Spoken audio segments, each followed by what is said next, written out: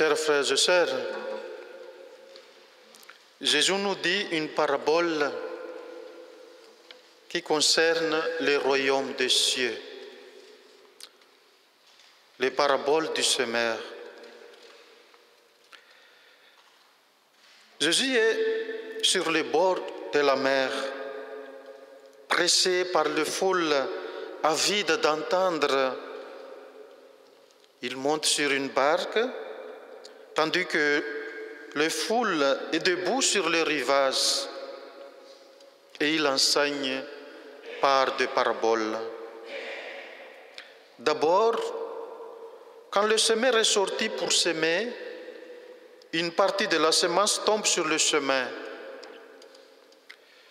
Le semeur n'a pas l'intention de jeter une partie de sa semence sur le chemin, mais comme ce chemin loge son champ et qu'il sème abondamment, des grains tombent le long du chemin.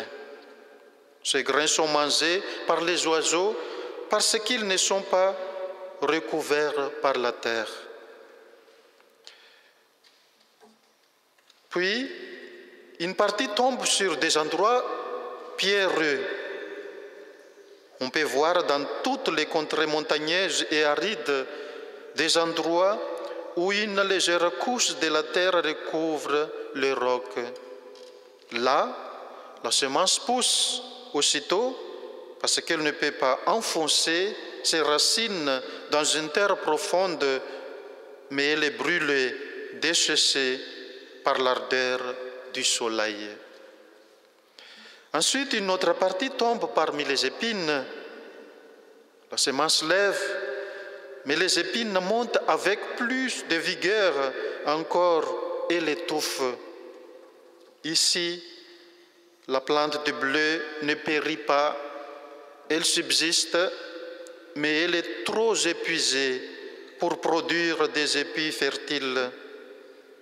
Et enfin, une partie tombe dans la bonne terre et il y produit un fruit abondant.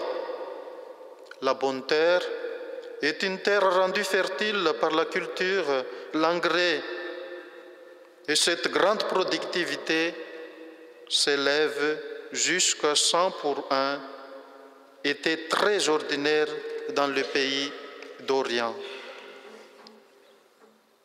Et la deuxième partie, Jésus explique le sens de la parabole.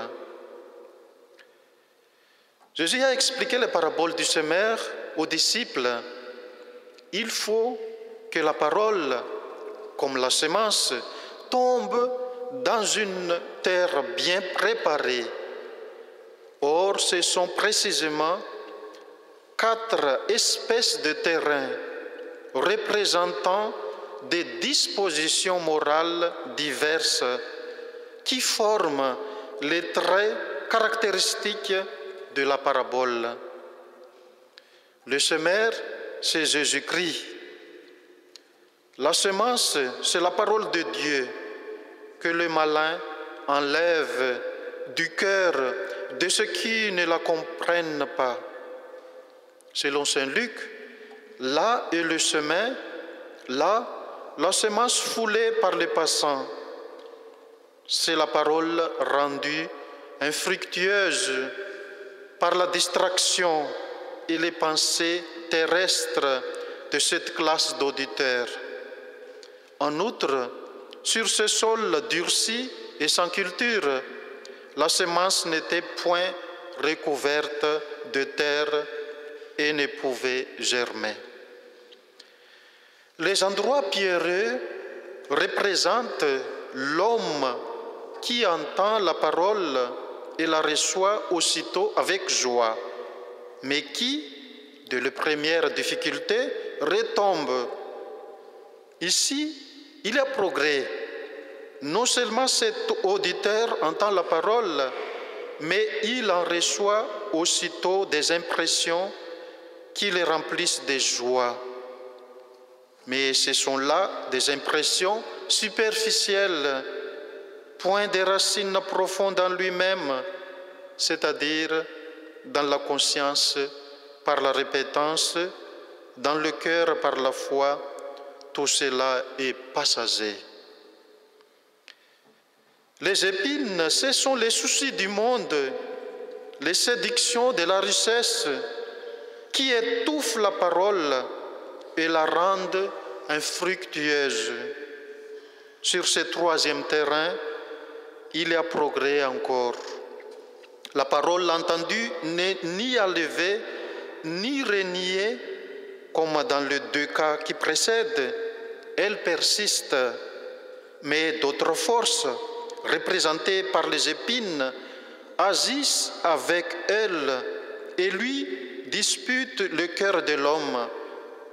Ces forces sont, d'une part, les soucis du siècle, du monde, c'est-à-dire de ce monde qui en est rempli, soit pour les pauvres, soit pour les riches, et d'autre part, la séduction qu'exerce la richesse, ici personnifiée, et qui trompe ses dupes en leur promettant le bonheur.